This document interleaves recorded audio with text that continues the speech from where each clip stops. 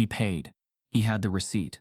But the moment he reached for his backpack, the store alarm beeped, and 5 employees surrounded him like he'd pulled a weapon. "He fits the description," the manager lied, eyes cold. The crowd just watched. Then the teen turned to the security camera and said, "Play the footage. I dare you." What happened next shattered everything they thought they could hide. Before we deep dive into this interesting story, subscribe to our channel, and tell us where are you watching from. Share in the comments below. Elijah Brooks pushed the mop across Widener Library's marble floors, just past midnight, when every corridor stood empty and quiet except for the hum of fluorescent lights. He did not mind the solitude. The hush amplified the whispered echoes of lectures, the faint scratch of chalk on blackboards in distant classrooms, and the low hum of the fire alarms that sometimes came alive in the quiet hours. At 28, he had grown used to being unseen, uncredited, a shadow behind gilded doors. His mother, Grace Brooks, had worked as a cleaning attendant at Harvard for nearly 20 years. She often told him, in her soft voice, "You carry more than these mops, son." He never fully understood until tonight. As he turned a corner, dumping his bucket, a heated voice floated through a doorway. A lecture hall still alight. Inside, a guest scholar from Beijing was struggling to reply to a question in Mandarin from a student. The visitor's pronunciation stumbled. The student corrected gently. The scholar frowned, faltered over a tone. There was embarrassment in the room, a tension that felt like a crack in the vitrines of exclusivity. Elijah paused, his mop mid-sweep, listening. He stepped nearer, closer to the frame of the door, careful not to be seen. In his mind, he traced the pitch and tone the visitor used. He saw the student's lips form a particular Z sound incorrectly. Without thinking, he cleared his throat. Actually, you should say Zhe with a falling tone there," he said quietly, but loud enough that several heads turned. The speaker froze. The student blinked. "And you might try the third tone there. Zhe, not Zhe." His accent was impeccable, unexpected. A hush spread. Scholars and students alike turned to inspect the source. A man in maintenance overalls stood in the doorway, mop in hand, with eyes steady on the stage. No one moved. The professor's face went pale. The guest scholar's brows furrowed. The room felt too small all of a sudden. Elijah lowered his head slightly, not with shame, but with a practiced humility. He did not intend to humiliate anyone. He intended only to speak truth. The professor, tall and aged with silver in his temples, blinked as though waking from a dream. A few students clapped nervously. This had never happened. A custodian speaking in perfect Mandarin in a room of scholars. The assumptions cracked. Who are you?" the guest scholar stammered, voice tight. Elijah's mother's voice echoed in his mind. "You carry more." He stepped forward another foot. "My name is Elijah Brooks," he said softly. "I've been auditing your lectures in Chinese linguistics after hours." His words sounded small, but in that still room they registered like an electric charge. The guest scholar swallowed. The professor looked as though he might faint. The students looked from Elijah to the professors, and back again. Someone called security. 2 uniformed officers appeared at the doorway, frowning. "Sir, this is private property," one said. "You can't just stand in a classroom." Elijah's heart didn't pound. Instead, a cold clarity filled him. He dropped the mop and bucket, and extended his palms. "I'm not here to intrude. I only wish to offer a correction. If that is unwelcome, I'll leave." His voice was steady. The professor, flustered, nodded sharply. Yes, leave." The crowd parted to make way. Elijah stepped back, collected his mop and bucket, and started walking away, the echo of his footsteps loud in every head. But before he exited, the guest scholar looked him squarely in the eyes. "You speak 9 languages," he said. You've been auditing here." The scholar's voice betrayed astonishment and a tremor as though discovering a hidden relic. The room had gone quiet, but that sentence cut like a bell. Elijah nodded. He pressed his lips together and left the hall. In the hallway, he leaned against the wood door and exhaled. Slow, controlled, though his chest felt hollow. He touched his forehead. That moment felt like a rupture, a fracture in everything he had believed possible. Security escorted him out of the building entirely. No one asked for his student ID, because of course he didn't have one. No one offered him water or apology. Some students whispered "janitor" with disbelief. A few cameras' phones glinted in hands. Someone recorded. Elijah left, silent. Later that night, the professor, Dr. Thomas Abernathy, could not sleep. He paced in his study within his Harvard home, the grand bookshelves framed by dim lamps. He had taught Chinese linguistics for 30 years. He had published volumes. He had never been corrected publicly. Yet here was a man in a janitor's uniform. More fluent, more precise, more attuned. Abernathy's research rested on assumptions that great scholarship required pedigree, that language mastery required formal grants, that the custodial staff was invisible. The video from tonight upended all that. He opened his laptop and searched Janitor Speaks Mandarin, Harvard. He found a grainy footage of Elijah's correction. It was spreading. Comments erupted, genius hidden in plain sight, Harvard's shame, we underestimated him. The dean's office phone rang late into the night. Administrators murmured of PR disasters, of disgruntled alumni, of reputational risks. They whispered about controlling narrative, about putting Elijah in his place, about who had access to lecture halls after hours. The imbalance of power invisible, assumed, was cracking. Meanwhile, Elijah trudged home to the modest pay-by-the-hour apartment he shared with his mother. Grace was in the kitchen, the soft hum of the refrigerator underscoring her sighs. She looked up. "You're home late," she said quietly.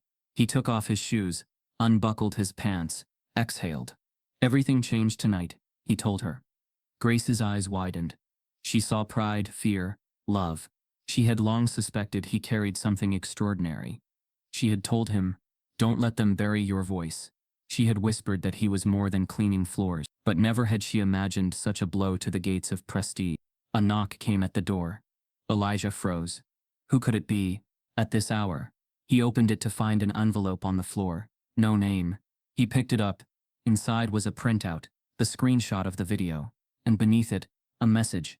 "You awakened something you can't unlearn." He stared at the words, the letters black on white, as the door clicked shut behind him. Elijah's chest tightened. Was this threat? A warning? Or an invitation? He swallowed hard, his mind already racing with questions. Who sent it? What did they intend? He looked out the door. Nothing. Just the dim landing light in the corridor. His mother stood behind him, silent, steady. He closed the door gently, leaned his forehead on its wood. The envelope sat on the floor at his feet. The professor, Abernathy, would not sleep tonight. He was about to challenge not only Elijah, but the entire Ivy League system itself.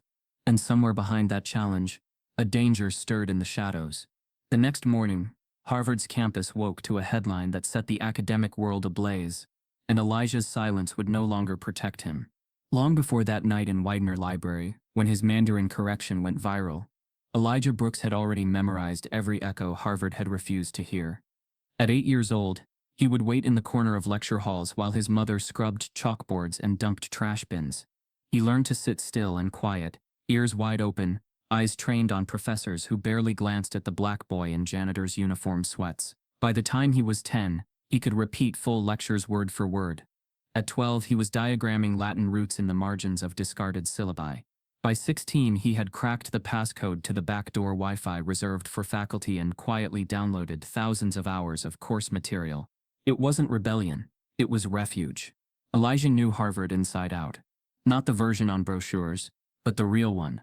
The hot water pipes that rattled in Adams Hall, the false ceiling tile in Boylston that hid an old projector, the forgotten maintenance tunnels beneath Kirkland House. He knew the hidden corridors where the Latin professors smoked their illegal cigars, the room in the archives with the door that never locked properly, the seminar closet where he once found a discarded paper with corrections scribbled by a Nobel laureate in red ink.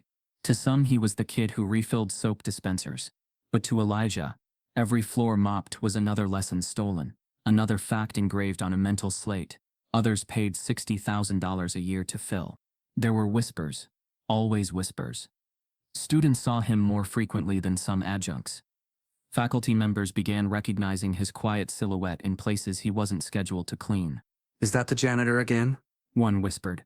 "He always pretends to read the Arabic calligraphy wall." "He's harmless, let him sweep." But not everyone was so tolerant. It was a tenured math professor who first told him to his face, "You're in the wrong place." Elijah had paused just outside Lecture Hall 3, quietly solving a nonlinear equation left incomplete on the board by a rushed TA. The professor, a tall white man, with salt and pepper eyebrows and the clipped tone of privilege, had stood at the back watching him. That problem isn't yours to finish.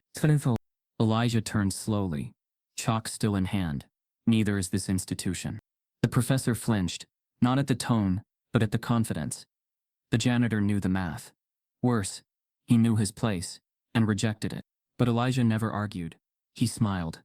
Not mockingly, but like a man who had already read the last page of a book everyone else was still thumbing through.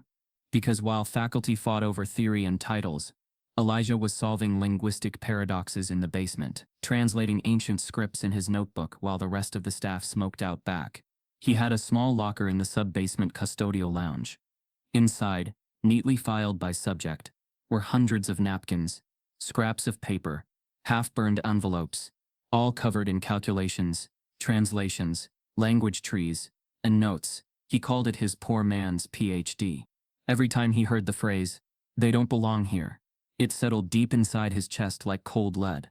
Not because he didn't belong, but because the system needed him to believe he did. Harvard, for all its open lectures and proud diversity banners, still ran on gatekeeping. There were passes, panels, name tags, legacy codes. Elijah had none of them.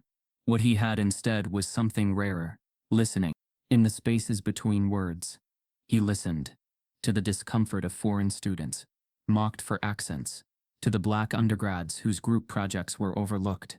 To the quiet Muslim girl, whose advisor never returned her email.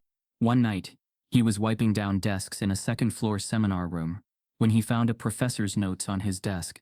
Impossible to decipher. Possibly Aramaic. Possibly fabricated. The paper included a digital scan of a tablet with a sequence of odd symbols. Elijah blinked. He recognized two symbols immediately. They mirrored a proto-language hybrid he'd seen in a rare forum between linguists arguing about trade languages used by nomads in pre-Byzantine Asia. He stayed up all night decoding the sentence. By morning he had reconstructed a full phrase: "The land remembers what the conqueror forgets." He left the note in the professor's mailbox anonymously. No one responded. But a week later, the professor published a blog post celebrating a mysterious linguist who had solved the unsolvable. Elijah didn't care. He had written it down elsewhere, beneath a quote from his mother: "Truth don't need a podium." But the more he knew, the more he risked. He noticed it in the way certain professors avoided eye contact. The way one faculty member asked him to enter through the back door only, citing sensitive equipment inside. Once a parent visiting from New York mistook him for security and asked for directions. When Elijah replied in fluent Russian just to pass the time, the woman clutched her purse tighter and muttered, "How did you learn that?" That "you" wasn't about his voice. It was about his skin. Still, he persisted. He arrived early, stayed late, and carved paths through lectures with a mind sharper than most enrolled students. His knowledge grew like roots beneath the university's surface, unseen, unstoppable. One student, Maria Velasquez, a sophomore studying anthropology, once left her notes unattended in a classroom. Elijah found them, saw several errors in her Swahili grammar, and gently marked corrections in pencil. The next day, Maria waited by the trash chute to thank him. She wasn't angry, she was awed. "You speak Swahili." "Not fluently," he admitted, "but enough to notice pattern decay." That moment unlocked a friendship that would later save him. But Elijah never asked for help. He kept his head down, shoulders back, uniform pressed.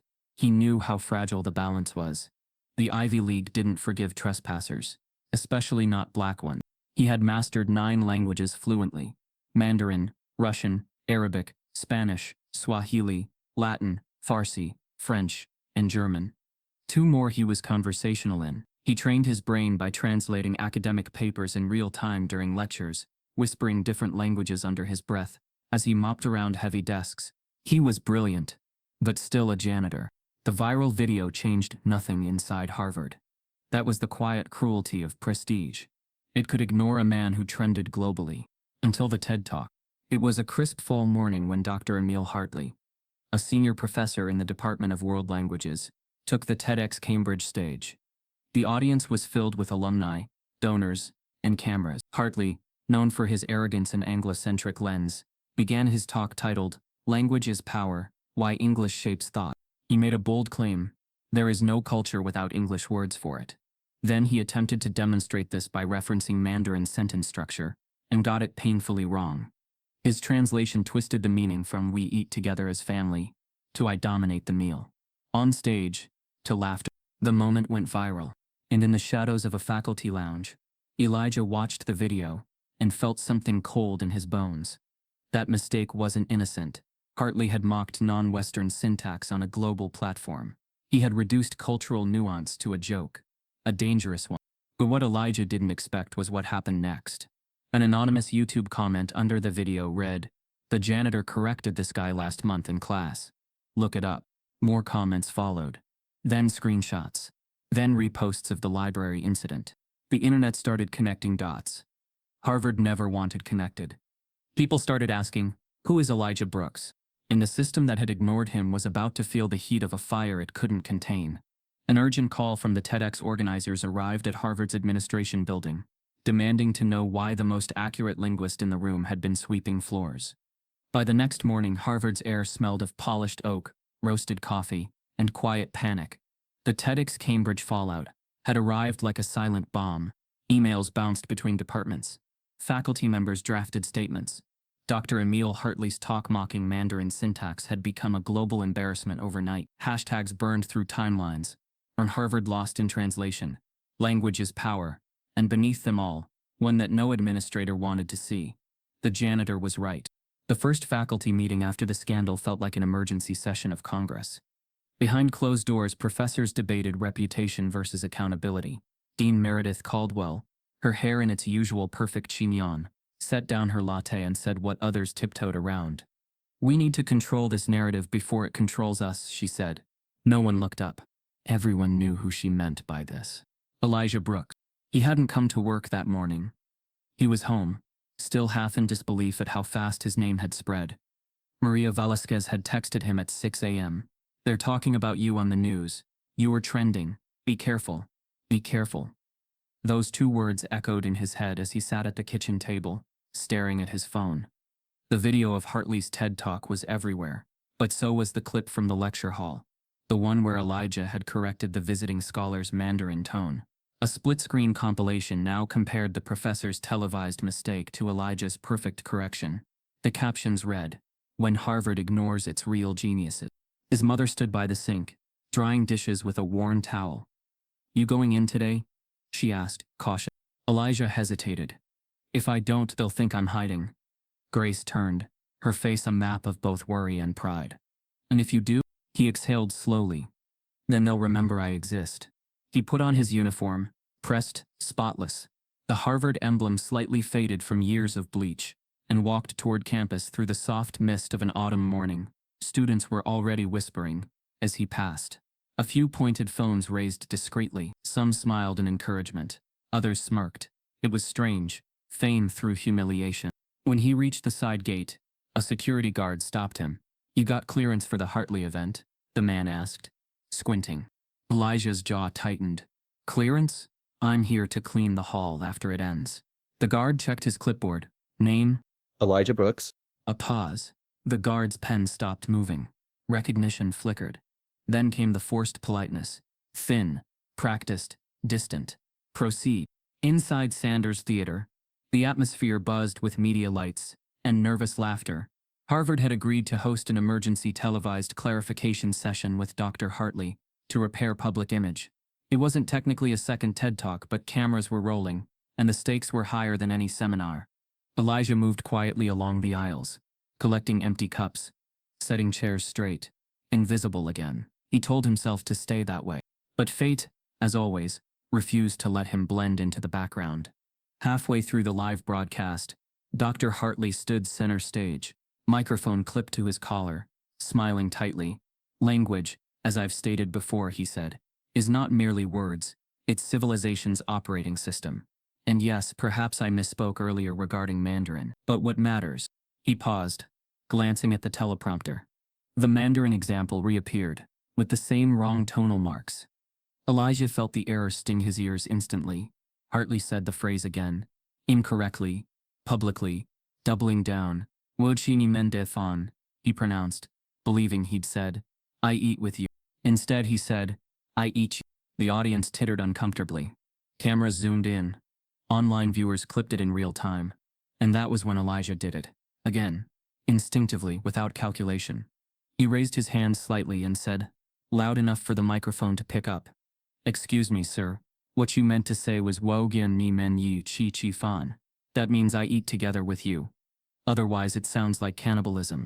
A wave of nervous laughter spread through the auditorium. Some gasped. A few students clapped. The moderator blinked, unsure whether to intervene. Dr. Hartley froze, his face whitening under the stage lights. He stared at Elijah, as though seeing a ghost. Who said that? He demanded. His voice cracked. Elijah stepped into the aisle, mop still in hand, calm, grounded. Elijah Brooks. Custodial staff, he said. Just wanted to keep your translation accurate, sir. It's an important distinction. A reporter near the front whispered, that's him, the janitor. And suddenly, every camera turned. It was all caught. Every breath, every twitch, every drop of Harvard's discomfort. For a full 3 seconds, Hartley said nothing. Then with visible strain he chuckled stiffly into the mic. Well, even Harvard's janitors are multilingual, it seems, he said, trying for humor but landing somewhere between sarcasm and fear. The crowd laughed awkwardly. But the damage was done. Elijah nodded politely and started to step back toward the aisle. But that's when 2 security guards appeared from the wings, walking briskly toward him. Sir, please come with us, one said, low but firm. The entire audience shifted uneasily. Hartley looked relieved. Elijah blinked, confused. For what? Sir, we've been asked to escort you off stage. Someone in the audience called out. He didn't do anything. Another whispered. They're removing him for correcting a mistake? The guard's hand brushed Elijah's arm. Not roughly, but with that unmistakable message. You don't belong here. A silence fell across the room, broadcast live to thousands. Elijah's jaw clenched. You're removing me for speaking truth, he asked. Not to the guards, but to the world watching. Hartley shifted, murmuring, let's keep order, please. This is a professional setting. The words hit harder than any shove could. Professional setting. As if a black janitor could not, by definition, be professional. The guards ushered him out through a side door, his mother's cleaning badge still dangling from his belt. He didn't resist. He just walked, slow and steady, every step echoing against Harvard's polished floors. Behind him, whispers followed like ghosts. Outside, the air was cool, electric. Reporters clustered near the entrance, hungry for quotes. One shouted, Elijah, did Harvard tell you not to speak? He kept walking. Another yelled, do you feel discriminated against? He stopped, turned slightly, met their gaze. I feel unheard, he said simply. That's all racism ever really is. It was the kind of line that cut through noise and found silence on the other side. He disappeared into the courtyard, swallowed by the glow of lampposts. Inside the hall, Dean Caldwell leaned into Hartley's ear. This is a nightmare, she whispered. Hartley's response was cold. He embarrassed this institution twice. End it before donors call. But the donors already had. And so had the world. By evening, the clip hit every major social media feed. Memes flooded timelines. Harvard janitor saves professor from cannibalizing audience. Beneath the humor ran something darker. People questioning why the man with the mop was escorted out, instead of applauded. Think pieces sprouted overnight. Who gets to be smart? Read one headline. Another simply asked, why was he silenced? In dorms across the campus, students replayed the video. Some laughed, others argued. But one freshman named Amir, a first-generation immigrant from Pakistan, watched with quiet fury. He had been in the audience. He'd seen Elijah's calm, his grace, the way his truth was treated like trespass. Amir uploaded the footage from his phone to TikTok with one caption. They called security on truth. It gained 1 million views in 6 hours. By midnight it was on CNN. Inside their apartment, Elijah and his mother sat in silence. The TV screen glowed faintly, replaying the moment again and again. The correction, the laughter, the escort. Grace's hands trembled around a chipped mug. They made you look small, she whispered. Elijah shook his head slowly. They made themselves look smaller. The phone buzzed nonstop. Unknown numbers, news outlets, requests for interviews. But he ignored them all. He didn't crave fame. He wanted dignity. Something no viral moment could guarantee. At 2 a.m., there was a knock at their door. Grace opened it, expecting a neighbor. Instead, a man in a gray suit stood there. Harvard's assistant director of communications. His smile was paper thin.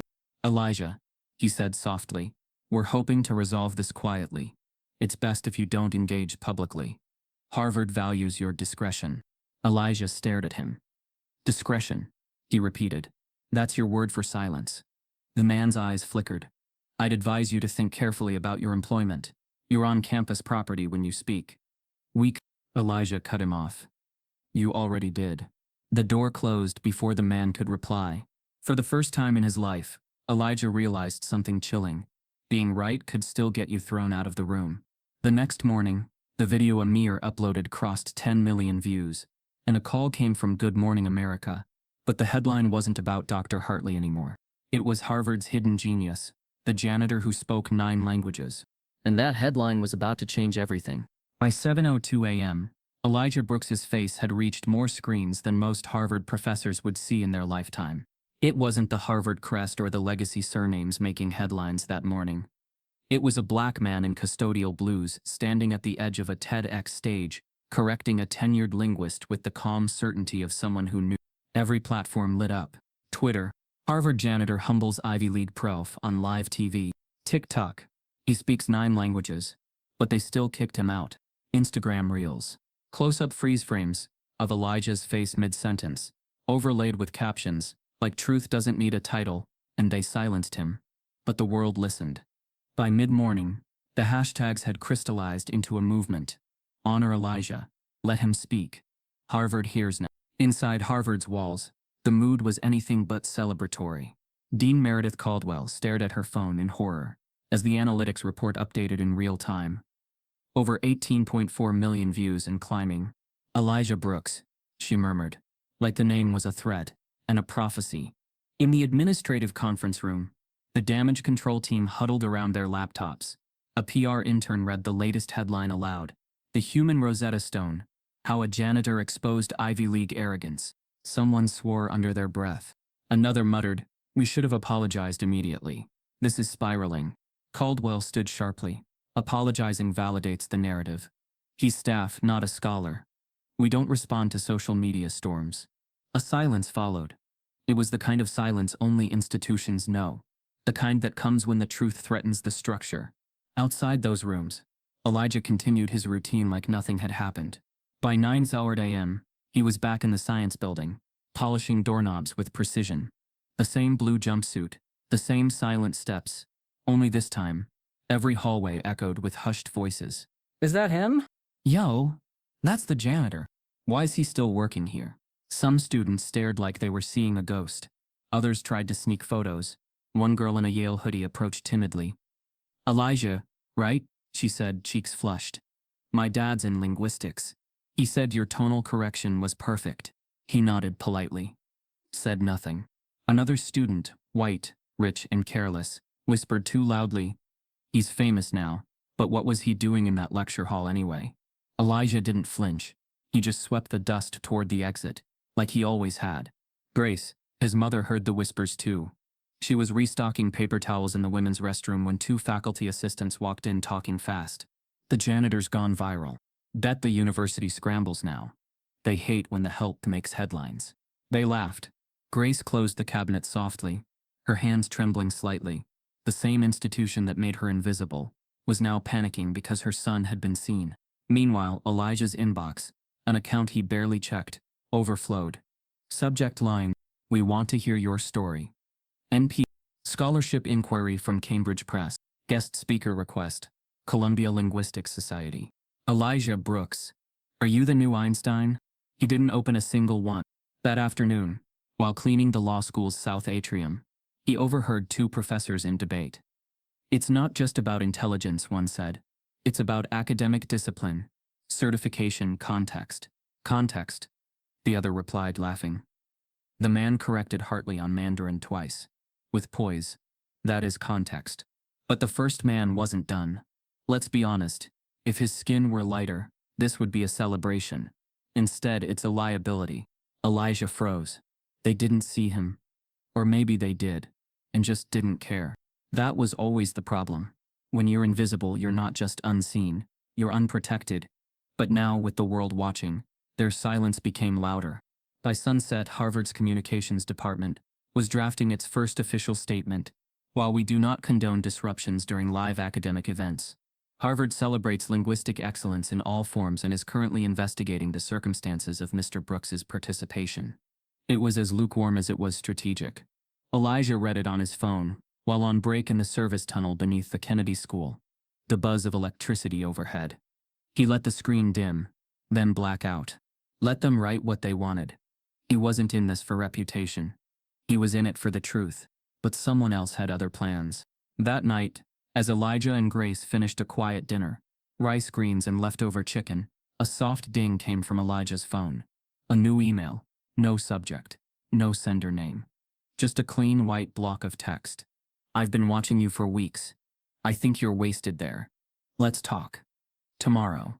10 a.m. I'll send a car. CD. He stared at it. No attachments. No links. Just a promise veiled in mystery. Whose CD? Grace asked, leaning over. He shook his head. No idea. Probably a hoax. But at exactly 10 hours a.m., the next morning, a sleek black town car pulled up outside their apartment complex. Tinted windows. Out-of-state plates. A driver in a pressed charcoal suit stepped out and looked around. Elijah Brooks, he called gently. Elijah hesitated at the door. Grace stood behind him, eyes narrowed. You sure about this? She asked. He didn't answer. He just stepped out, shirt tucked in, shoes clean, like always. Inside the car was silence. Luxurious, intentional silence. As the vehicle pulled onto the freeway, Elijah noticed a sealed envelope on the seat beside him. His name was handwritten in gold ink. He opened it. A single line. You don't belong in a janitor's closet. Let's talk architecture. No name. No logo. Just initials. He reread the note 3 times. His mind raced. Who was this? A professor? A recruiter? Another media setup? 45 minutes later, the car pulled up to a secluded, private airstrip. A jet was waiting. Standing beside it, with sunglasses and a silver cufflink shaped like an infinity symbol, was Carson Dellinger, the reclusive black tech billionaire who'd made waves in artificial intelligence, neurolinguistics, and oddly enough speech pattern recognition in nonverbal children. Elijah blinked. He'd read about Dellinger once. He had turned down Harvard twice. Called Ivy League degrees expensive conformity badges. Dellinger was unpredictable. Ruthless in business. Untouchable in power. And now he was here. Waiting for Elijah like an old friend. Elijah, Dellinger said, extending a hand. You made a ripple. I want to show you what happens when you make a wave. The camera flashes. The viral tweets, the smirks in Harvard's halls. Suddenly all felt far away. Where are we going? Elijah asked. Somewhere that needs a mind like yours, Dellinger replied. Somewhere that understands that genius doesn't require permission. Elijah stepped toward the jet, heart pounding, unsure whether he was being rescued or recruited. Inside the jet, Dellinger handed him a file. On top, stamped in red, were 4 words that stopped Elijah cold. Project Replace Harvard Linguistics. The jet sliced through clouds like a promise no one expected Elijah Brooks to receive. Inside, it was quieter than any classroom he had ever snuck into. Minimalist decor, touchscreen controls. A holographic display floated above the table, blinking softly. And across from him, Carson Dellinger, the man Forbes called the Black Silicon Vanguard, sat with arms folded, watching Elijah not like a janitor or a curiosity but like a peer. Elijah, he began, do you know what it's like to watch the world call you a genius, and still be seen as a threat the moment you walk into a boardroom? Elijah didn't answer. He didn't need to. Dellinger smiled. Thought so. He slid the folder across the carbon fiber table. Elijah opened it slowly. Inside were technical blueprints, language matrices, time-coded logs, and hand-drawn notes. But at the center was a single page.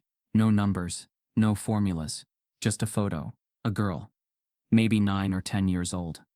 Almond eyes, chestnut curls, a small scar above her left eyebrow. My daughter, Dellinger said. Maya. Elijah's eyes stayed on the photo. There was something alert and unreachable in the girl's gaze. Something loud inside the silence. She can't speak, Dellinger continued.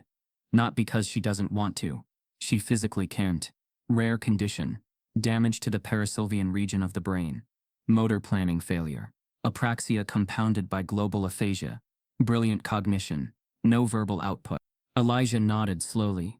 He had read about similar cases.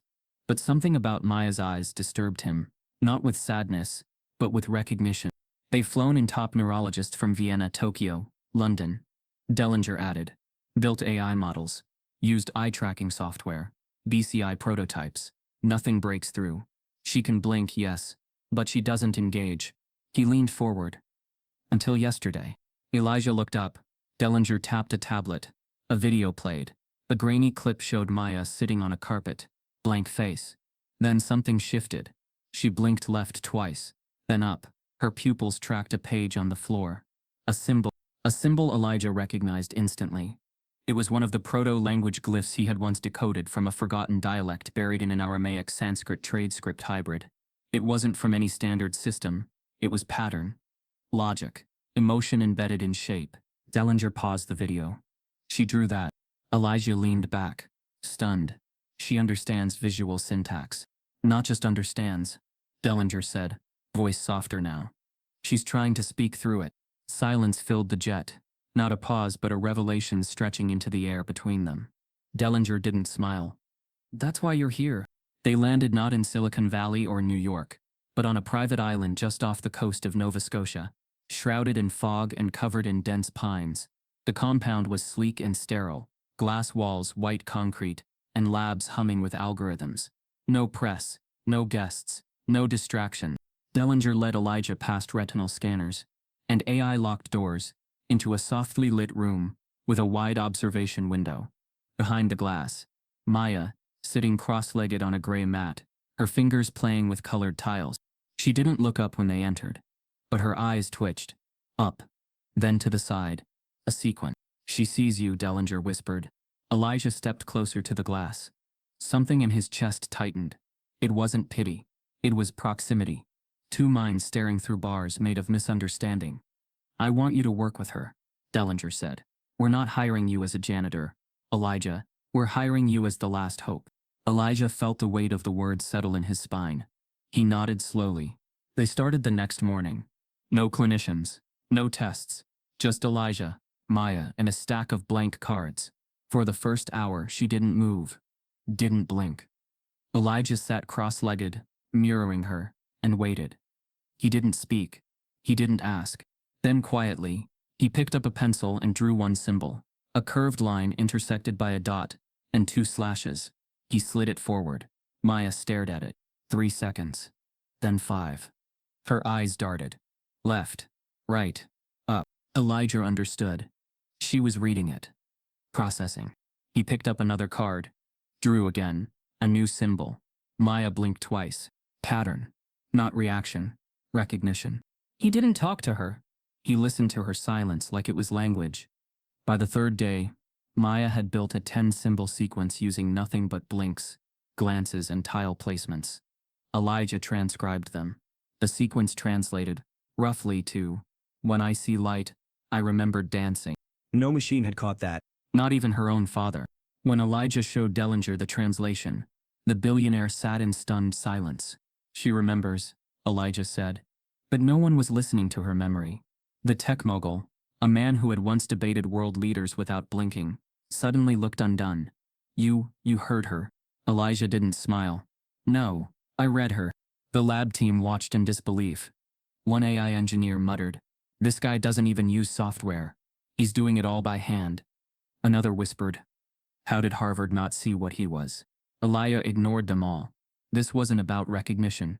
It was about connection. Over the next week, Maya began initiating sequences. Without prompt, without instruction. She composed entire sentences, with the tiles. Her favorite symbol, it turned out, was a spiral, with a square inside it. Elijah later decoded it to mean safe. He kept every sequence in a notebook. She had 74 of them by week's end. On the 8th day, a lab assistant approached Elijah, holding a clipboard with Harvard's seal at the top. We received this formally, she said. It's a letter from the Office of Institutional Affiliation at Harvard. Elijah read it once. Then again, and again. We have become aware of your engagement in unauthorized scientific and neurological research under an unapproved third-party entity. As your employment contract remains active with Harvard University in custodial capacity, please be advised that external research affiliations, especially those that risk reputational integrity, may constitute grounds for termination and institutional blacklisting from all Ivy League consortium. Your future at Harvard is not guaranteed should you proceed. He handed it back. No expression. No surprise. Just the slow blink of a man who'd known all along what doors would never fully open. That night, he told Grace over the phone. "They're threatening to erase me," he said quietly, "because I stepped outside the line they drew for me." Her voice didn't tremble. "They erased us a long time ago, baby. All you did was write yourself back in." He hung up and sat in the observation room. Long after Maya had gone to sleep, Dellinger found him there. Silent. "They sent the letter?" he asked. Elijah nodded. "I can double your pay," Dellinger offered. "Full lab access. Title of research director. Say the word." Elijah shook his head. "It's not about money." Dellinger hesitated. "Then what is it?" Elijah looked through the glass, watching Maya's tiny chest rise and fall under soft sheets. "It's about not asking permission to care." Dellinger was quiet a long moment. Then he said, "If you stay, we finish this, together. We rewrite how communication works." Elijah didn't answer, but his decision had already been made. He walked out of the lab, past the glass, past the hovering scientists, past the corridor of blinking lights. He had made a girl heard. Nothing else mattered. But the next morning, when Elijah entered the lab to see Maya, her bed was empty. And on the wall was a message scrawled in red marker. "She belongs to Harvard now." The red marker message on the wall burned in Elijah's memory, long after it had been scrubbed clean. "She belongs to Harvard now." 3 days had passed since Maya vanished. No formal communication. No signed order. Just silence. The kind of silence only powerful institutions know how to weaponize. Elijah had asked every technician, every assistant, every security officer. They all gave the same rehearsed shrug. "Not our department. Not our call." But Dellinger knew. He called Elijah into the glass conference room, closed the blinds, locked the doors. "They took her," he said, voice brittle. "Legally, they used a backdoor clause. My ex-wife, a former board member at Harvard, filed for emergency guardianship, using our daughter's health records, claimed I was unfit, claimed I was exploiting her condition for experimental research." He slammed a folder on the table. "The moment you helped Maya speak, she became a prize again. A talking artifact. Harvard can parade in front of donors. They don't see her as a child. They see her as a headline." Elijah sat still. His stomach ached with something heavier than anger. He had unlocked Maya's voice, and now her silence had been stolen again, this time by people who claimed to protect brilliance. Then came the letter, delivered in a thick cream envelope sealed with Harvard's crimson crest. It arrived at Elijah's apartment the next morning. No greeting, no apology, just a command disguised as courtesy. Notice of institutional overreach. Mr. Elijah Brooks. It has come to our attention that you have participated in neurological research activities outside the bounds of your employment agreement with Harvard University Facilities Management. As per Institutional Code 7-4, custodial staff are not permitted to engage in academic projects or represent the university in any academic capacity. Effective immediately, you are required to cease all association with external laboratories, refrain from public comment on university-related matters, and return to your original custodial duties. Failure to comply will result in permanent termination and blacklisting from the Ivy League consortium. Sincerely, Meredith Caldwell, Dean of Institutional Affairs. Blacklisting. Not just a job lost, a reputation erased, a future locked out. That night, Elijah sat alone in the narrow kitchen, the letter beside a cracked coffee mug, his thoughts tight and sharp. Grace wasn't home. Her shift had been changed last minute. Again. His phone buzzed. Grace Brooks. Voicemail. "Baby, I got called into HR today. They said I'd been too distracted at work. Suspended me. No pay. Said I violated staff code by leaving a floor unattended last week. I was helping a student who had passed out. Elijah, are they punishing me for you? Just tell me what's going on." Elijah stared at the cracked tile floor. It was always the same pattern. If they couldn't silence a black man's voice, they'd strangle his mother's livelihood instead. The next morning, he returned to Harvard's campus, Not as an employee, but as a man with unfinished business. He walked straight into Dean Caldwell's office. No badge, no appointment, just present. Caldwell looked up from her laptop, cool and composed. Elijah, she said as if addressing a misfiled report. Back so soon. You suspended my mother, he said flatly. She violated procedure. She saved a student. She left a floor unsecured. Elijah's eyes narrowed. Say what you mean. Caldwell's tone didn't change. You've confused visibility with entitlement. This is Harvard. There are roles. Custodial staff have responsibilities. You stepped outside of them. That has consequences. He stared at her. You're punishing me for being smarter than you expected. Caldwell closed her laptop. We're offering you a path back. Quiet reinstatement. Full benefits. No press. Elijah folded his arms. And if I refuse? Her voice sharpened, like a scalpel. Then go clean somewhere else. For a moment, the world stilled. Elijah felt every syllable cut into place. There was no misunderstanding. No hidden meaning. That wasn't just an order. That was a dismissal of his existence. He left without another word. Back at the apartment, he packed one bag. A notebook. His mother's old ID badge. And the folder Dellinger had given him on day one. The one marked Project Replace Harvard Linguistics. Grace sat on the edge of the couch, watching him quietly. You sure? She asked. They want silence, Elijah said. I'll give them revolution instead. She stood and kissed his forehead. Just don't let them steal your soul. He boarded the next jet back to Dellinger's lab. But this time things had changed. Inside the glass briefing room, Dellinger didn't offer coffee or small talk. He handed Elijah a new document, titled simply, Clause 19, Full Autonomy Deployment. Elijah read it, then reread it. The terms were crystal clear. If Elijah succeeded in decoding Maya's language matrix and applying it to other nonverbal patients, the lab would receive federal approval for an open-access linguistic framework. The catch, the framework would directly replace Harvard's current Department of Linguistics as the national academic model. Full replacement, funding recognition, accreditation. Harvard's grip on language would be gone. They know, Dellinger said. That's why they're attacking you.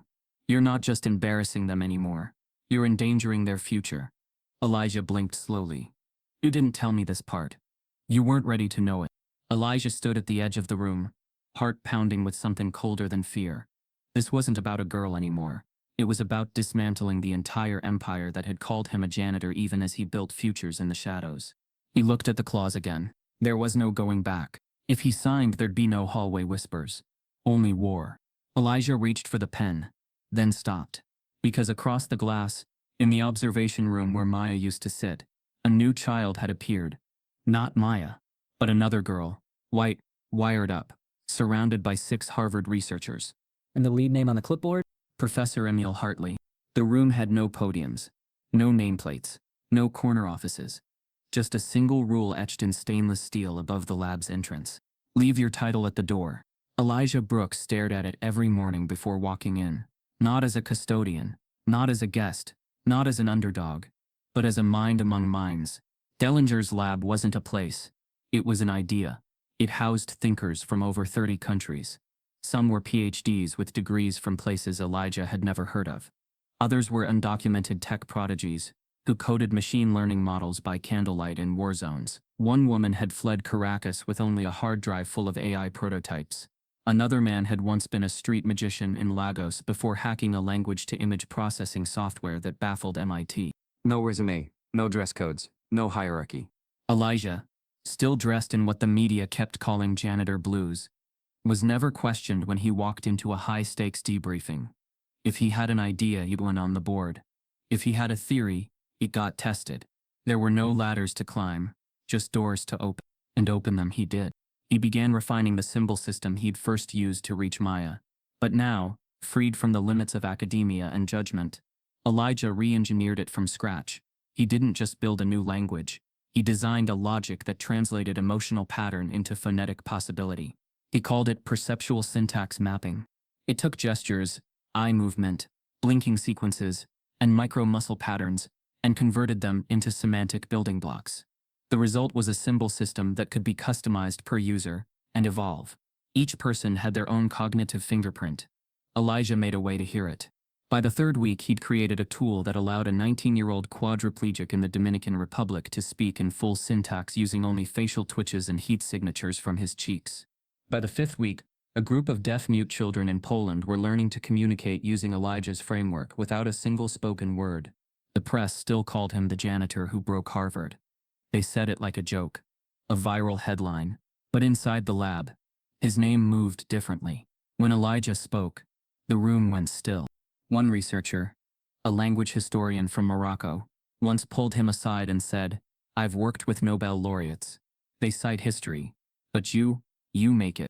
And still Elijah refused a title. Not because he lacked ambition, but because he understood power had always been used to control the narrative of belonging. One afternoon, he stood in front of a floor-to-ceiling glass board, a dry erase marker tucked behind his ear, reworking the algorithm that tracked blink rates across tonal patterns.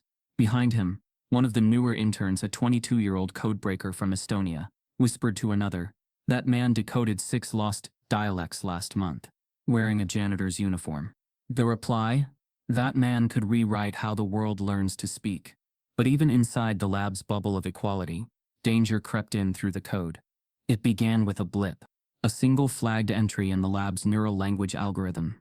Server, the AI system, designed to analyze global communication trends and social media patterns for linguistic shifts, had been running autonomously for months. One of its tasks was to detect abnormal spikes in speech behavior from high-authority nodes, essentially to monitor how powerful institutions were adapting language in public spaces. On a Tuesday morning, the algorithm paused itself, something it was not programmed to do. It flagged a cluster of unusual phrase anomalies. The flagged phrase appeared across 6 Ivy League press releases, 4 academic blog posts, and 1 obscure internal email chain pulled from a university server breach. The phrase, "mitigate internal exposure to Brooks Protocol." Elijah stood over the terminal as the algorithm replayed the results. He blinked. Brooks Protocol. He hadn't named anything after himself. He tapped into the metadata. The files traced back to a secure network inside Harvard's Department of Computational Linguistics, a back-channel group with level 7 firewall clearance. Something labeled subchannel Hartley Echo. Dellinger entered the room quietly, his eyes immediately finding Elijah's tense posture. "What is it?" Elijah turned the screen. The billionaire read the phrase. His jaw tensed. "They've named a counter-project after you," he said slowly, "and they're actively moving against your framework." Elijah exhaled. "They're not just watching, they're sabotaging." Dellinger leaned against the glass table. "They're scared, Elijah. You built something they can't buy, label, or control." Elijah stared at the screen. "I didn't even name it. I was just trying to listen. That's why it threatens them." The lab staff mobilized fast. Within hours, the AI security team had mapped the phrase's propagation path. It wasn't just language. They'd found lines of code buried in open-source data pools that mirrored Elijah's pattern recognition algorithm, but corrupted, deliberately. "They're twisting it," one engineer said. "If this version spreads, it'll discredit everything you built. It makes the outputs look erratic, random, inaccurate." They had reverse-engineered his logic, then injected subtle errors, the kind no outsider would catch. It was academic erasure, done algorithmically. Elijah felt the walls press in, not with fear, but with fury. All this time he thought they had left him behind. But Harvard had been racing to get ahead of him the entire time. A knock came on the lab's glass doors. It was Nora Lin, a 30-year-old neurosemanticist from Singapore. She carried a tablet, her expression pale. "I need you to see this," she said. Elijah took the tablet. On the screen was a login page. Internal. Harvard's faculty portal. The credentials? Someone had anonymously leaked access. He typed the name, Professor Emil Hartley. Password. Already autofilled. He pressed enter. The dashboard opened. Emails. Drafts. Calendar entries. Internal memos. One folder was labeled Replacement Theories, Brooks Framework. Elijah opened it. Inside, recordings of his sessions with Maya. Clips pulled from Dellinger's supposedly closed-circuit lab. Dozens of them. Time-stamped, tagged, watermarked with metadata routing back to a third-party surveillance firm, with ties to Harvard's development office. "They've been spying," Elijah whispered. Dellinger stood still. "They knew what we were building. Before we did." Suddenly, it wasn't just about linguistic theory. It was about theft. Elijah scrolled to the bottom of the folder. One final file. An email chain between Hartley and the Vice President of Research Integrity. From E. We need to accelerate the counter-narrative before his version becomes standardized. If necessary, leak the prototype errors under his name. Our alumni won't care where it came from, as long as it doesn't come from him. Elijah dropped the tablet. The lab fell silent. No one moved. The only sound was the hum of a machine still learning to speak. Then the lab's internal alarm system beeped. A new alert. A secondary AI had just flagged an unauthorized breach. A single file had been uploaded to the Harvard system from inside Dellinger's lab, and the user ID, E. Brooks. It began with a headline. At first, buried on a fringe conservative blog, Harvard Janitor, linguistic fraud or illegal alien. No author, no sources, just a grainy image of Elijah walking into Dellinger's lab, paired with bold accusations. Undocumented, dangerous, foreign interference in academic security. Elijah saw it first on a muted TV in the lab's kitchen. He blinked, then stared, then reread the words again. A quiet nausea spread through his chest, not because it was true, but because he knew what came next. Accusation didn't need proof, just repetition. And the repetition came fast. Within hours, the headline migrated to bigger platforms: Reddit, Twitter, Facebook. It didn't matter that Elijah was born in Detroit, delivered in the same county hospital where his mother had cleaned floors during the night shift. It didn't matter that he'd never left the country, never owned a passport, never even applied for one. What mattered was that he was a black man with power, unexplained power, and in America that always begged a question. How did you get here? By nightfall, Dellinger's lab email system was flooded. Subject lines: security risk in your facility. Why hasn't ICE been alerted? Academic espionage. Connect the dots. At 6:02 a.m., ICE connected them for everyone. They arrived in black SUVs. No lights, no sirens.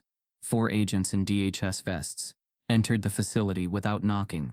They had a court order, signed off under emergency national security provisions. Elijah was in the research bay, reviewing blink pattern data from a nonverbal child in Singapore. When they approached, Elijah Brooks? One agent asked. He didn't flinch. Yes. We need to speak with you.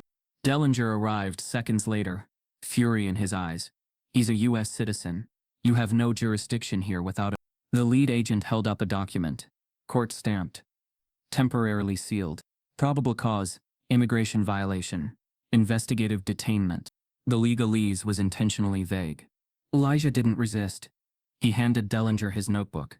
Don't let the pattern break, he whispered. They cuffed him. Gently. But still. In front of scientists. In front of colleagues. Cameras weren't necessary. The image was enough. A black man in cuffs, escorted out of an innovation lab. His silence mistaken for guilt. He was gone for 48 hours. No phone call. No formal charges. Just questions that hinted at conclusions already drawn. Were you born in the U.S.? Yes. Can you prove it without access to your family? My birth certificate's at home. Any international travel? Work abroad? No. Fluent in multiple languages. Any time outside the country undocumented. I'm just a janitor, remember? They didn't laugh. At one point, a younger agent asked, almost casually, what made you think someone like you could challenge Harvard? Elijah didn't answer. Because anything he said would be used against him, in a system that decided long ago what someone like you meant. Meanwhile, Dellinger activated every contact he had. He pulled favors from senators, tech CEOs, a governor he once outbid for a space program patent. But the machinery was slow, deliberate, until a woman named Naomi Reeves showed up at ICE headquarters. Civil rights attorney, Harvard law graduate, black. She entered with a calmness that silenced every fluorescent-lit hallway she walked through. I'm here for Elijah Brooks, she said to the officer at the front desk. He's being detained illegally. You have no grounds, no evidence, no charge. And you are? The officer asked. She handed him her credentials. He blinked. She didn't just have legal authority. She had federal clearance, ties to the Supreme Court, clerked for Justice Keating, testified in front of Congress, helped author sections of the Civil Rights Data Collection Reformation Act. Elijah was released within 2 hours. No apology, no explanation, just a cold hallway, a returned wallet, and the sound of reinforced steel doors sliding shut behind him. He stepped outside into the late-night air, unsure if he was free or merely exposed. Naomi stood beside a black sedan. Her arms were crossed, her expression unreadable. "You okay?" she asked. He nodded. "Good. Because they're not done." She opened the car door. He slid in. She followed, shut the door, and turned toward him. They were building a case. ICE didn't find anything, but Harvard's handprints are all over this. You're not just a threat to their hierarchy, you're a risk to their narrative. Elijah exhaled. "They want me erased." "No," Naomi said. "They want you back in the broom closet." The ride back to the lab was quiet, but something had shifted inside Elijah. Not just anger, resolve. By morning his story was everywhere. Naomi didn't wait for permission. She leaked the detainment details herself. CNN headline: Harvard sabotage. Civil rights lawyer says genius janitor was targeted by racist smear campaign. Washington Post: from custodian to criminal, the attempt to silence Elijah Brooks. BuzzFeed: he speaks 9 languages. They called ICE. Harvard issued a single, soulless statement.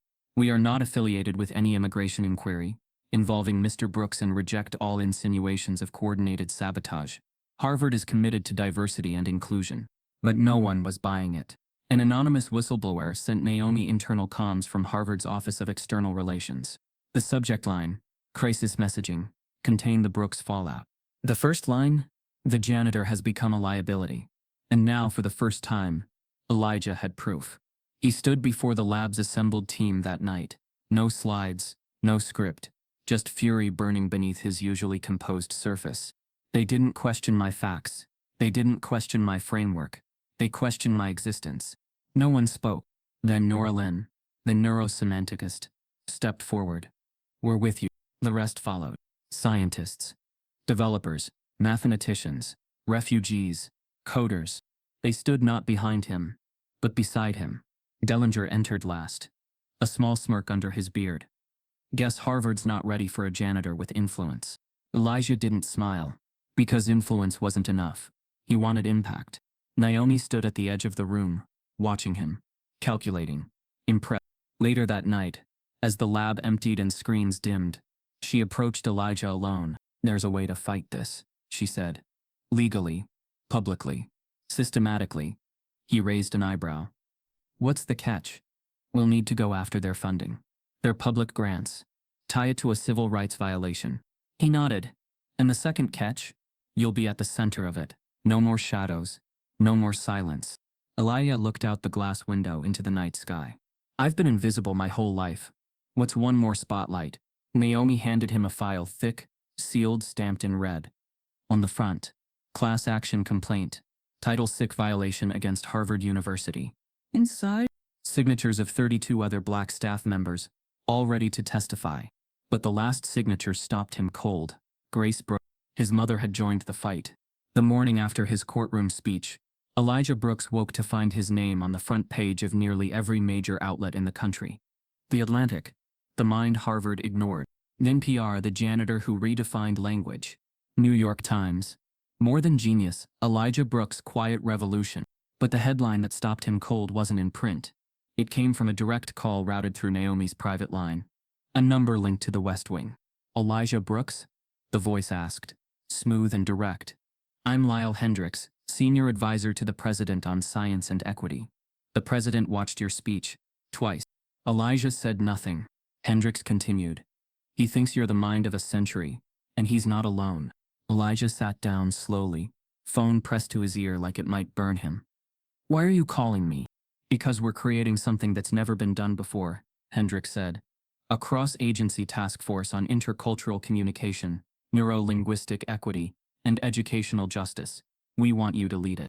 Elijah stared ahead, unmoving. "You want the janitor to lead a federal task force?" "No," Hendricks said. "We want you to lead it. Because the janitor outthought the entire Ivy League." Elijah didn't smile. "And Harvard?" "They'll come around," Hendricks said. "Careful. Eventually." "No," Elijah said, voice low. "Not eventually. Now." There was a pause. Then Hendricks asked, "What are your terms?" Elijah looked out the window of the apartment where he and Grace had lived for 15 years. The same cracked paint on the sill, The same leaking radiator. The same view of the brick wall out back. My mother still cries at night, Elijah said quietly. Harvard called security on her son, then had ICE knock on our door. She gave her whole life to that school. No retirement party. No health care. No dignity. She wants an apology? Hendricks asked. No, Elijah said. I want one. He expected pushback. He expected spin, but Hendricks didn't argue. He just said, give me 72 hours. The official apology came exactly 3 days later. Not in a press release, not in a Twitter thread, but in a formal letter signed by the president of Harvard University, Dr. Claudette Mirren. It arrived in a black envelope, hand-delivered by a representative in a charcoal suit. Grace opened it with shaking hands. Inside was a single sheet. To Mr. Elijah Brooks and Miss Grace Brooks. The institution failed you. Not by accident, but by design. You were unseen because we chose not to see you. You were unheard because we muted every voice that didn't sound like ours. For that and for the years of dismissal, erasure, and injustice, we offer our sincere and public apology. You changed Harvard. And history will remember your name longer than any title we denied you. Claudette Mirren, Ph.D., President, Harvard University. Grace stared at it for a long time. Then she folded it once gently and set it down on the kitchen table. I don't need their sorry, she said. But I needed you to hear it. Elijah nodded. Later that night, Hendricks called again. The task force is yours if you want it. Department of Education, HHS, the Smithsonian, even NASA's Linguistics AI Lab. They're in. Elijah exhaled. On one condition. Hendricks laughed softly. Again? This one's not for me, Elijah said. It's for every kid who was told to stay in their lane. Every genius in a janitor's uniform. Every mother who cleaned floors so her child could dream. Hendricks grew quiet. What's the condition? You want me to lead the future? Elijah said. Then Harvard needs to hear it from me, in person. At their commencement. Hendricks paused. You sure? I don't need their degree, but I want their stage. Harvard resisted. Behind closed doors, the trustees erupted in debate. He humiliated us, one said. He deserves the podium, another argued. The final decision went to Dr. Mirren. She didn't blink. Let the world see what happens when we finally listen. The invitation arrived the next morning. Subject 2025 Harvard Commencement Keynote Invitation. Recipient, Elijah J. Brooks. Location, Tercentenary Theater, Harvard Yard. Date, June 5th. Elijah accepted with a single sentence. I'll speak, but I won't wear the cap. The weeks leading up to the speech were a blur. The White House announcement hit every network. Harvard janitor to lead new federal task force on cross-cultural communication. CNN called it a redefinition of American intellect. Fox News called it government overreach, wrapped in social justice theater. But it didn't matter. The world was watching. And so was Harvard. The morning of commencement, Elijah stood behind the stage curtain, the roar of 30,000 attendees humming like electricity. Grace stood beside him, holding his hand. You don't owe them anything, she whispered. I know, he replied. But I owe the truth. He stepped onto the stage, not in robes, but in a dark tailored suit. No tie, no title, just present. Students leaned forward. Faculty adjusted in their seats. Donors held their breath. Elijah took the podium and paused. He let the silence stretch. Long enough for discomfort. Long enough for memory. Then he spoke. I used to mop this very stage, he began. I used to clean your dorms, your lecture halls, your restrooms. I was here long before you arrived, and I'll be here long after you leave. A murmur swept through the crowd. I was never invited to sit in your classrooms, Elijah continued. So I stood outside the door, and I listened. Some students nodded. Others looked away. I learned your language, your formulas, your rhetoric. I read your syllabi from the trash. I solved your equations in the break room. And when I spoke, you called security. He looked straight into the eyes of the faculty. You said I didn't belong. You said I violated protocol. But here's the truth you didn't expect. I wasn't trying to be you. I was trying to be me without asking permission. The silence was complete now. I'm not here for applause. I'm here because this institution has built 100 gates to keep people like me out. But I came through the janitor's closet, and now I'm holding the keys. Somewhere in the back, a student wept. Today I'm leading a task force that will reshape how this country hears its people every accent, every silence, every language of survival. But before I go write policy, I wanted to say this to every person who ever felt invisible inside these walls. He looked to the graduates. You were never the problem. The silence was. He stepped back. Applause didn't come immediately. But when it did, it came like thunder. It wasn't polite. It wasn't staged. It was released. Grace stood at the edge of the stage. Tears in her eyes. Hands clasped. Dullinger nodded from the VIP row. Stone-faced but proud. Naomi stood at the back. Phone recording. Unread messages still flashing across her screen. One of them blinked with new urgency. Uneon sender. Harvard's apology came with a price. They just cut Maya's treatment funding. Elijah stepped off stage to a standing ovation, unaware that across the country, Maya was being discharged from her clinic. And this time she was being sent somewhere off the grid. The marble halls of the Massachusetts District Courthouse had never felt so electric. Camera crews clogged the sidewalks. Protesters held signs, some painted with Elijah's face in bright colors, others quoting his words, "Truth doesn't need a podium." Media vans lined the curb like military convoy. Inside, every seat in the gallery was taken. Students, scholars, activists, alumni, and strangers who had never seen Harvard, but felt what it meant when a janitor dared to become more than invisible. Elijah Brooks sat alone at the defense table. No handcuffs, no orange jumpsuit, but the air treated him like he'd already committed the crime of intellect, of audacity, of standing too tall without permission. Beside him, Naomi Reeves flipped through her notes with surgical focus. Across the room, Harvard's legal team sat in a row of dark suits and colder eyes. The lead attorney, Charles Durham, had the face of generational confidence, the kind that didn't sweat because it never had to. The hearing wasn't about theft or trespassing or even immigration anymore. It was about legitimacy. Harvard's claim was procedural. Elijah had violated employment boundaries, engaged in an unauthorized research, and compromised institutional integrity. But underneath the legalese was a more dangerous accusation. He didn't belong. Not in the lab. Not in the spotlight. Not in the narrative of academic excellence they'd spent centuries protecting. The judge, Honorable Miriam Foxwell, took her seat, an aging white woman, with a reputation for impartiality, and a record that walked a tightrope between progress and preservation. "We are here today," she began, "not to debate genius, or grammar, but to examine a question of law. Did Mr. Elijah Brooks breach the contractual and structural obligations of his employment at Harvard University in ways that merit termination and exclusion from academic spaces?" The court reporter's fingers danced. The world watched. Literally. Over 12 million people were streaming the hearing live. On YouTube, TikTok, Instagram Live, Twitch, hashtags were trending globally. Justice for Elijah. Language has no color. Harvard on trial. Harvard's counsel began with a slow, calculated voice. "Your Honor, this is not a case of racism. This is a case of overreach. Mr. Brooks, employed in a custodial capacity, accessed academic systems, sensitive research and proprietary data, without clearance or title. In doing so, he jeopardized the protocols that ensure intellectual property security and institutional order." Naomi didn't flinch. When it was her turn, she stood and stepped forward like she owned the courtroom. "Your Honor, my client accessed nothing covertly. He used public lectures, open forums, discarded notes, and human empathy. What Harvard calls a breach, we call brilliance. What Harvard claims is unauthorized, we call long overdue. They didn't protect their research, they protected their privilege." Gasps fluttered through the room. Durham rose again. "With respect, this isn't about privilege. It's about boundaries."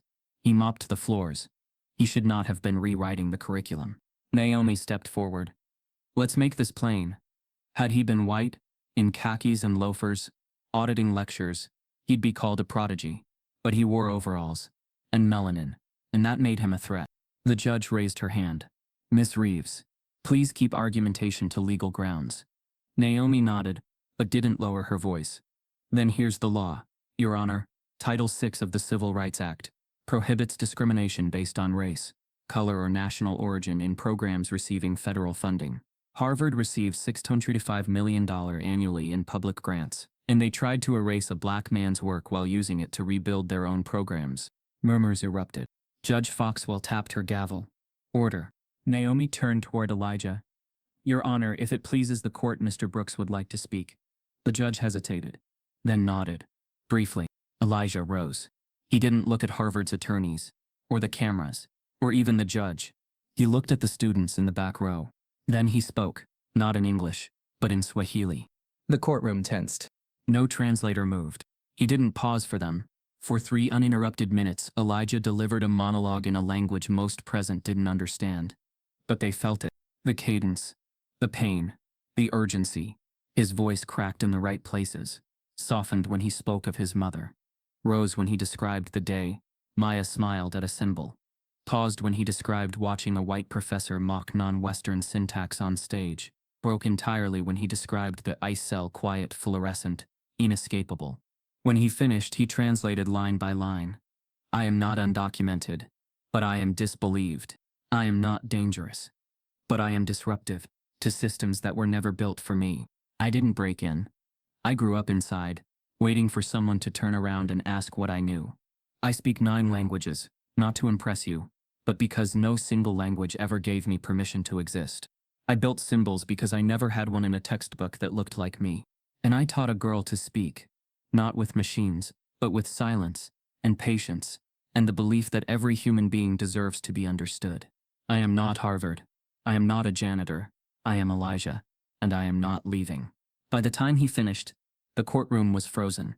Even Durham looked shaken. Judge Foxwell removed her glasses, quietly wiped beneath her eyes, and cleared her throat.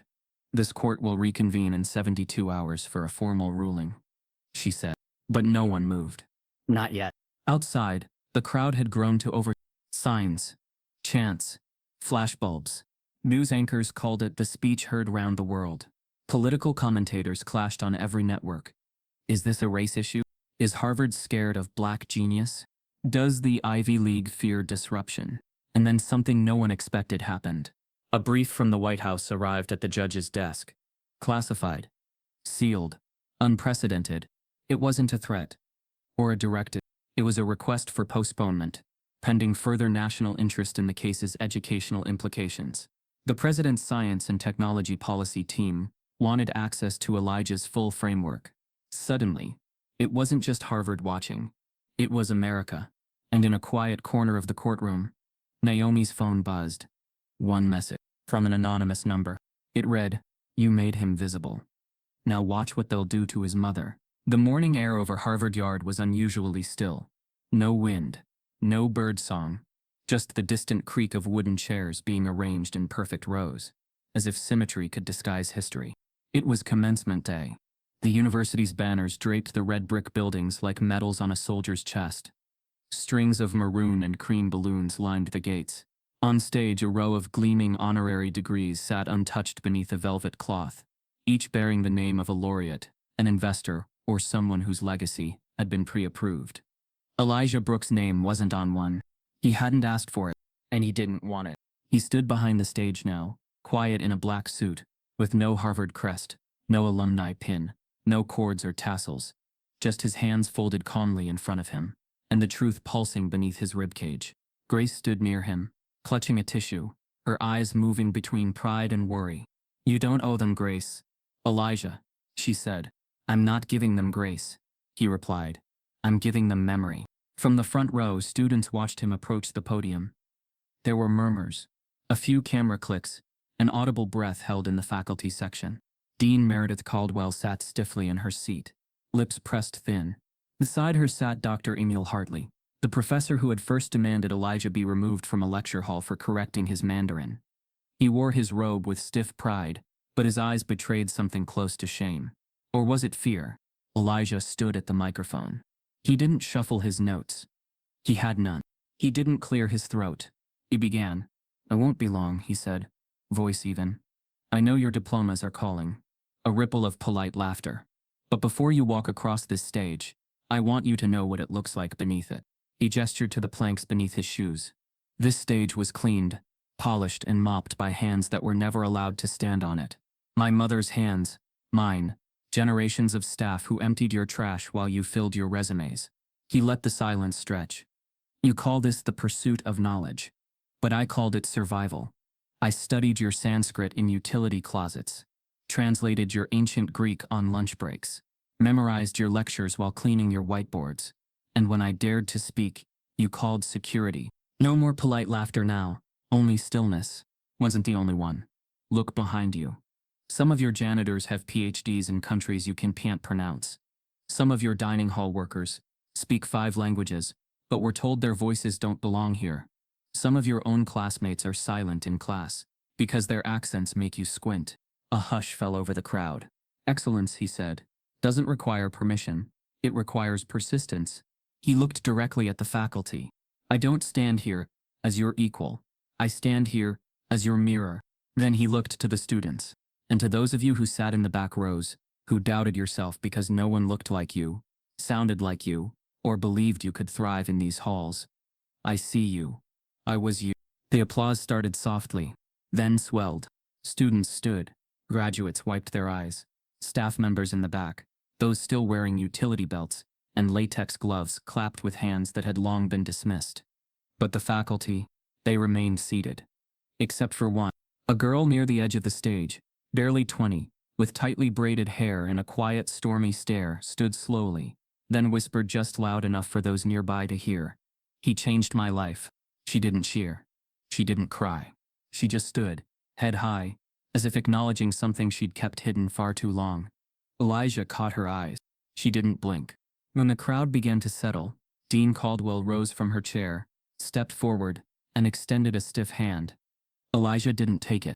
He walked off stage with Grace beside him. As cameras surged and press leaned forward like the moment itself might give them a headline. Backstage, Dellinger clapped once low and firm. Well said, he muttered. But Elijah's attention was still on the girl. Later, as the crowd began to thin and the graduates posed for their celebratory photos, Elijah waited beneath a tree near the quad. He saw her walking alone. No family, no camera, diploma rolled under her arm. She walked right past him, then stopped, turned. You remember me? She asked. Elijah looked closer. Her face was familiar not from lectures or interviews, but from a night bathed in fluorescent light and cold institutional silence. You were there, he said. That night they escorted me out.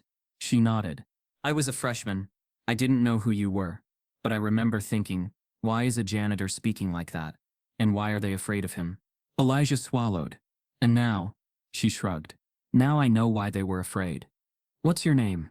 He asked. Rebecca. He hesitated. Rebecca Hartley. She nodded. Elijah blinked. The daughter of the man who first silenced you, she finished for him.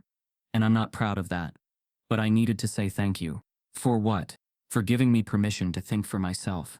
Elijah didn't speak. The weight of her words hung heavy. I'm not asking for forgiveness, she said.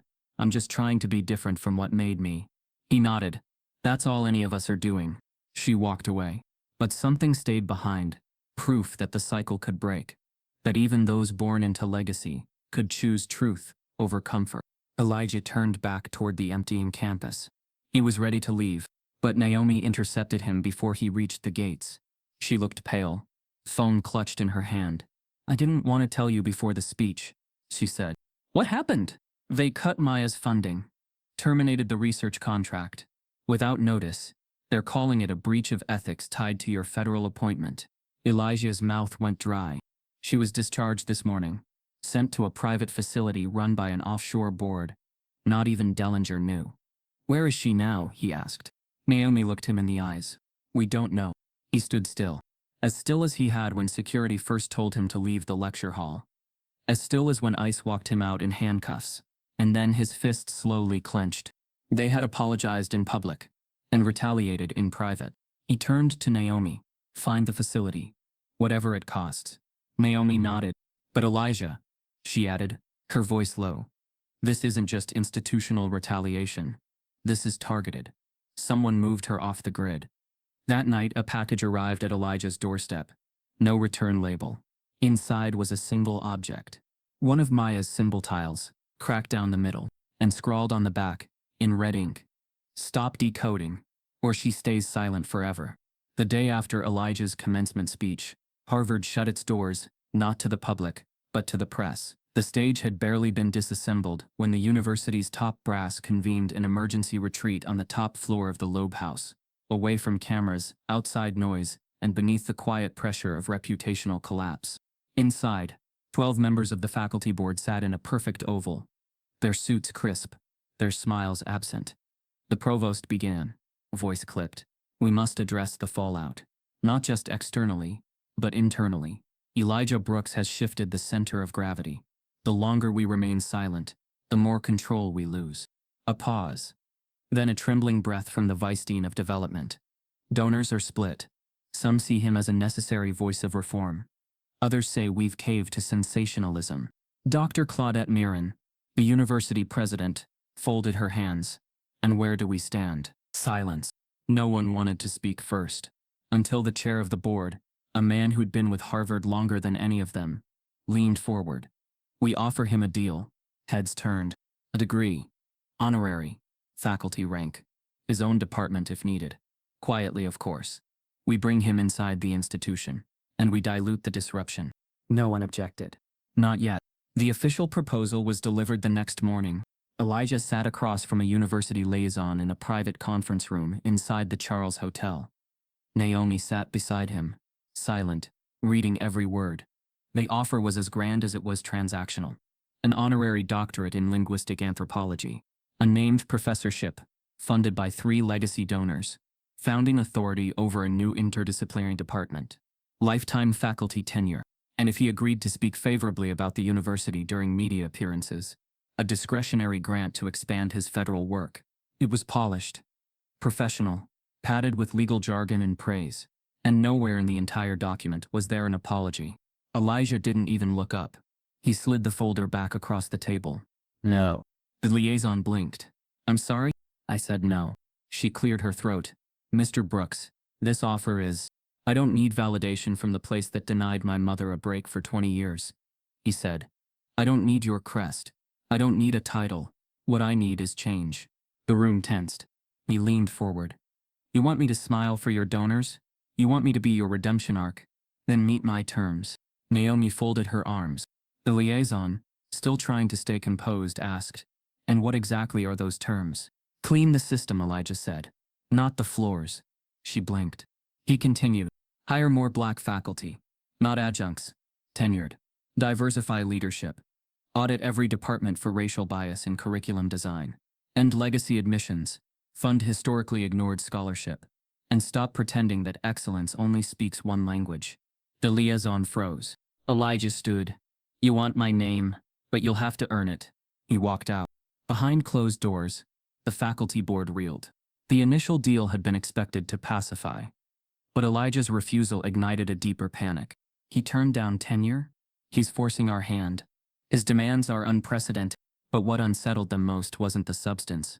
It was the symbolism. If they agreed, it would mean admitting they had upheld a biased system. If they refused, it would confirm it. Mirren paced quietly, then said, we vote. One by one. Hands went up. Yes. No. Yes. It was 6-6. All eyes turned to the final member, the one who hadn't raised a hand. Dr. Emil Hartley. The same professor who once had Elijah removed from a classroom. He looked older now, not in years, but in presence, as if carrying the weight of a mirror that refused to look away. He stood slowly, voice softer than anyone remembered. Before this vote, I need to say something. No one interrupted. I was wrong, he said. Not just about a student, or a moment, but about the system that shaped me to believe I was infallible because of where I stood. Silence. I built a career on languages, he continued, but I never learned to listen. Elijah Brooks didn't humiliate us. He exposed us, and we deserved it. He looked around the room. You think this vote is about hiring, or policy, but it's about history, and who gets to write it. Then he raised his hand. Yes. Outside the boardroom, Naomi's phone buzzed. A private message. No name. Just a link. A live stream. It showed Maya in a white room, restrained, eyes scanning rapidly. And behind her, a man stepped into frame, wearing a Harvard badge. The camera was cheap, the lighting uneven. The whiteboard behind him had a chip in the corner, and the only production crew was a tripod and a desk lamp. But when Elijah Brooks uploaded his first lecture to YouTube, the internet didn't care. The title was simple: Language, Power, and the People Who Never Get Credit. It opened with a single line. They called me a janitor, But I was always a scholar, just not in the language they respected. Within 48 hours, the video had 1 million views. Within a week, it had 5. Not because it was flashy, but because it was undeniable. Elijah didn't teach like an academic. He didn't posture. He didn't cite for prestige. He spoke like someone who had listened long before he was ever invited to speak. He broke down ancient Sanskrit by comparing it to graffiti tags. He decoded legal jargon by mapping it next to the language of plantation ledgers. He taught Mandarin syntax using hand-drawn stick figures and Harlem slang.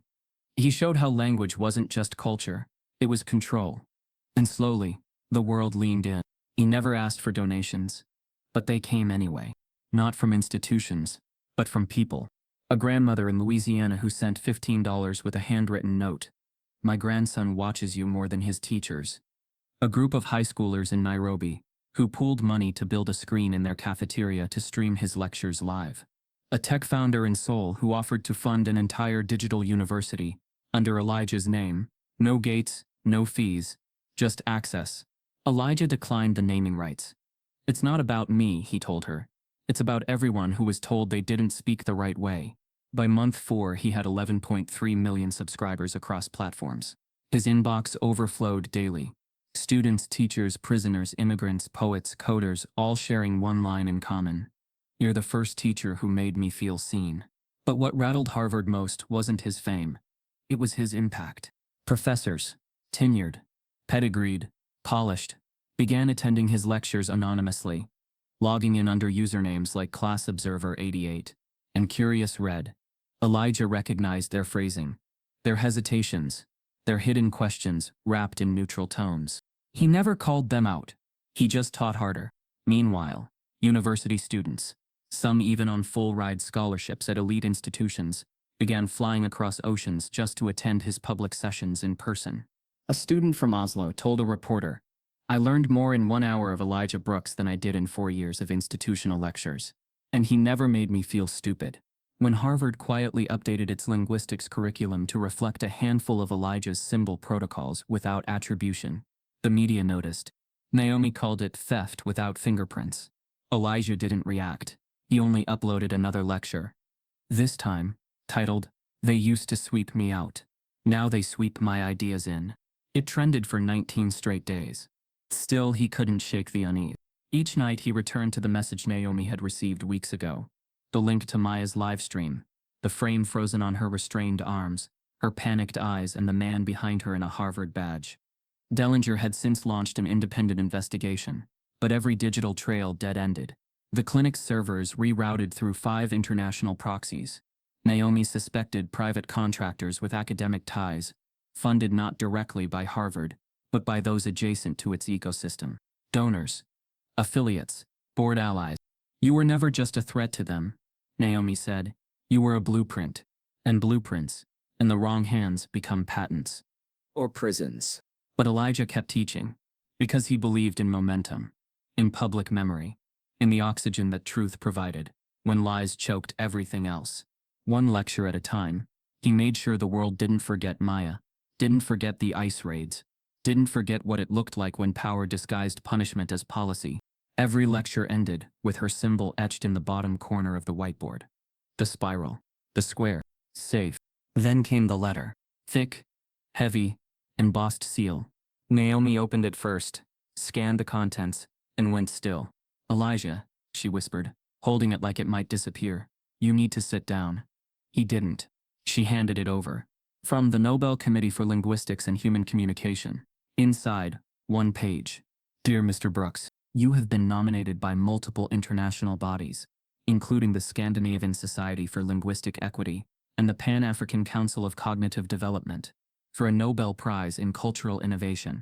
The committee has unanimously agreed to shortlist you for your development of a universal symbolic communication protocol with multilinguistic accessibility and socio-cultural liberation implications. Your contributions represent not only scientific advancement, but a redefinition of who is allowed to innovate. We await your response. Secretary Arne Fjord, Nobel Committee. Elijah stared at it for a long time. It wasn't pride he felt. It was grief. Grief for every person who'd been disbelieved. Grief for the teachers who would never receive a letter like this. Because their genius came dressed in poverty, or accented speech, or skin that looked like his. He folded the letter carefully and walked outside to the balcony, looking out over the city that once ignored him. Naomi joined him a few minutes later. "Well?" she asked. "What do you want to do?" He turned, eyes distant. "They want to put my name in their archives." She nodded. "It's the highest honor in your field." He shook his head. "No," he said softly. "Maya is the highest honor in my field, and she's still not free." Naomi froze. "Elijah, are you saying—" "I'm not accepting it," he said. "Not until they return her. Not until every child who learned to speak through our system has access to protection, not just recognition." Naomi exhaled. "That's gonna make waves." Elijah turned back toward the sky. "Let them drown in them." Hours later, Naomi received a direct message from a locked, anonymous account.